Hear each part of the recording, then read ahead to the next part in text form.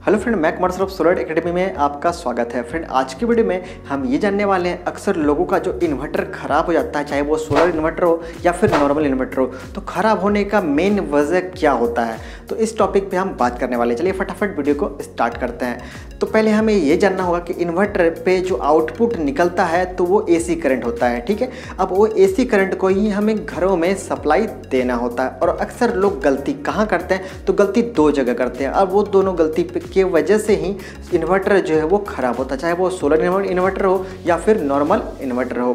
तो वो दोनों गलती हम बारी बारी से समझते हैं और उसको क्या करना चाहिए वो आज के वीडियो में मैं बताने वाला हूँ। तो पहला गलती क्या है? पहला गलती है इन्वर्टर के आउटपुट में MCB नहीं लगाना। जी हाँ, अक्सर हम क्या करते हैं, MCB तो लगाते हैं, लेकिन MCB इन्वर्टर के पहले लगाते हैं। मतलब जहाँ से हम लोड इलेक्ट्रिसिटी ले रहे हैं, गवर्नमेंट का बिजली वाला, ठीक है, तो वहाँ से हम लेने से पहले वहाँ MCB लगाते हैं। लेकिन इन्वर्टर जो आउटपुट बना के घर में सप्लाई दे रहा है, वहाँ पर MCB हम नहीं लगाते हैं। 99% लोगों के घर में MCB इन्वर्टर के आउटपुट पर नहीं लगा होगा, क्योंकि हम क्या करते हैं, जब इन्वर्टर पर लगाते हैं तो इन्वर्टर का सिंगल वायर निकालते हैं हम लोग, क्योंकि अर्थिंग तो लेते नहीं है। अक्सर लोग यही करते हैं, 99% घरों में यही देखने को मिलता है कि अर्थिंग का अलग से वायर नहीं होता है, सिर्फ एक फेज वायर लाया और सारे घरों में उसको पहुंचा दिया गया।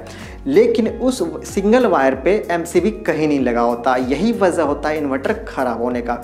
अक्सर लोग क्या करते हैं, बाकी जगह तो MCB लगाते हैं, अगर मेन वायर लाइव इन्वर्टर को छोड़ के जो एक्स्ट्रा लोड होता है उस पर MCB लगा हुआ होता है, ठीक है। लेकिन इन्वर्टर पे जो है, इन्वर्टर भी तो आउटपुट दे रहा है। अब वो आउटपुट तो बैटरी से लेके दे रहा है। आपने कहाँ लगाया? आपने लगाया मेन के बीच में, मतलब मेन और इन्वर्टर के बीच में MCB लगाया, ठीक है।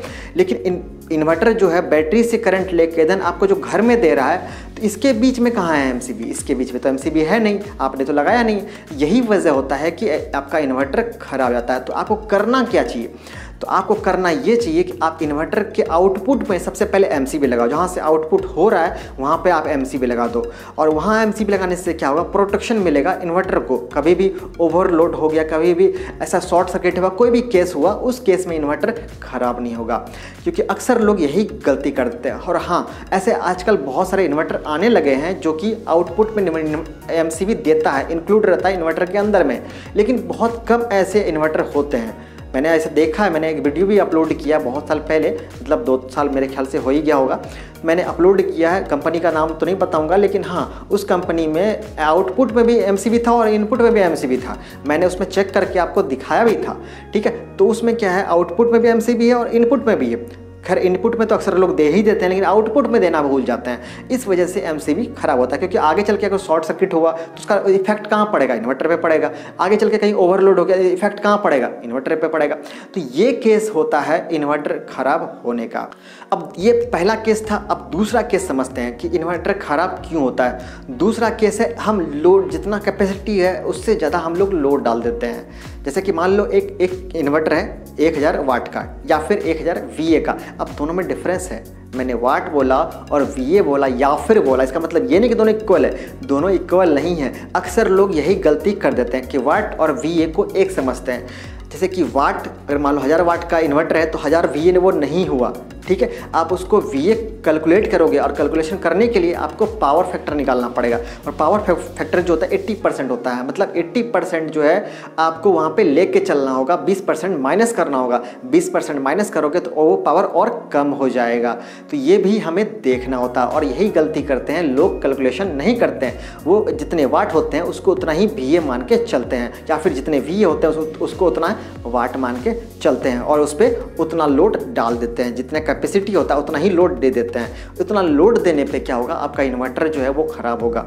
अक्सर इन्वर्टर में तो चलो ओवरलोड बिलिंग करता है, मतलब ओवरलोड तो शो करता है कि आपने ओवरलोड दे दिया, लेकिन इससे इफेक्ट भी पड़ता है इन्वर्टर पे। लेकिन ये तो समझेंगे नहीं आप। तो क्या करेंगे, हम बस ये सोच लेंगे कि चलो ओवरलोड है क्या, लोड कम कर देते हैं। ऐसा नहीं है, आपको ओवरलोड देना ही नहीं है। तो वो कैसे पता चलेगा? तो उसको पता करने के लिए पहले आपको ये समझना होगा कि VA और वाट में क्या डिफरेंस है। हालांकि इस टॉपिक पे मैंने वीडियो अपलोड किया, आप देख लेना। दोनों में डिफरेंस कैसे हम फाइंड करें, वाट से VA या फिर VA से वाट। तो आपको क्या करना है, लोड कितना देना है? तो लोड आपको 80% देना है। अगर आपने 1000 वाट का या फिर कुछ भी मान लो 1000 VA का अगर आप इन्वर्टर लगाए हो तो आपको 800 VA का ही लोड देना है उसमें। अगर आप 1 किलोवाट का आपने सोलर सिस्टम लगाया या फिर इन्वर्टर लगाया तो आपको 800 वाट का ही आपको लोड देना चाहिए उस पर। क्योंकि आप 80% लोड दोगे तो क्या होगा, कभी कभी by the way, by default या फिर कोई ऐसा भूल से कोई कुछ और लोड बढ़ गया उस पर तो 90% तक आ जाएगा।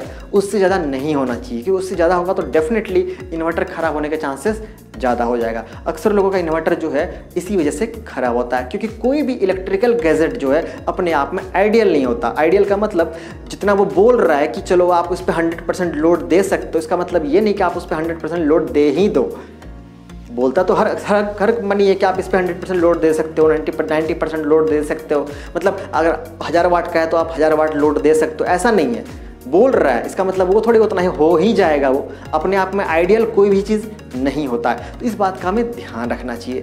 आपको 80% ही लोड देना चाहिए इन्वर्टर पे। 80% लोड दोगे तो इससे क्या होगा, हाईएस्ट 80% दोगे तो इससे क्या होगा, इन्वर्टर आपका ख़राब नहीं होगा। तो आपने 2 मेन वजह समझ गए, इस वजह से ही इन्वर्टर ख़राब होता है। बाकी और भी रीज़न होते हैं इन्वर्टर ख़राब होने के, जैसे कि ऊपर से हाई वोल्ट आ गया, इस वजह से इन्वर्टर ख़राब हो जाए, इसका चांसेस कम होता है। बैटरी की वजह से इन्वर्टर ख़राब हो जाए, इसका चांसेस कम होता है। सबसे ज़्यादा चांसेस जो होता है, यही दोनों होता है। पहला कि आउटपुट पे MCB नहीं लगना, जो कि आपको लगाना चाहिए। दूसरा, हम ज़रूरत से ज़्यादा उस पर लोड दे देते हैं। मतलब लोड का मतलब यहाँ पे मैंने बोला इक्विपमेंट्स। लोड का मतलब आप पहले समझ लो कि लोड का मतलब होता है इक्विपमेंट्स जो आप चला रहे हो इन्वर्टर के जरिए, तो वो आपको 80% से ज़्यादा नहीं देना है। तो ये 2 चीज़ को आप रोक लो तो आपका इन्वर्टर जो है ख़राब जल्दी नहीं होगा, बहुत लंबे समय तक चलेगा। चाहे कोई भी कंपनी का इन्वर्टर हो जाए, ज़रूरी नहीं है कोई अच्छे ब्रांड का लोगे तभी।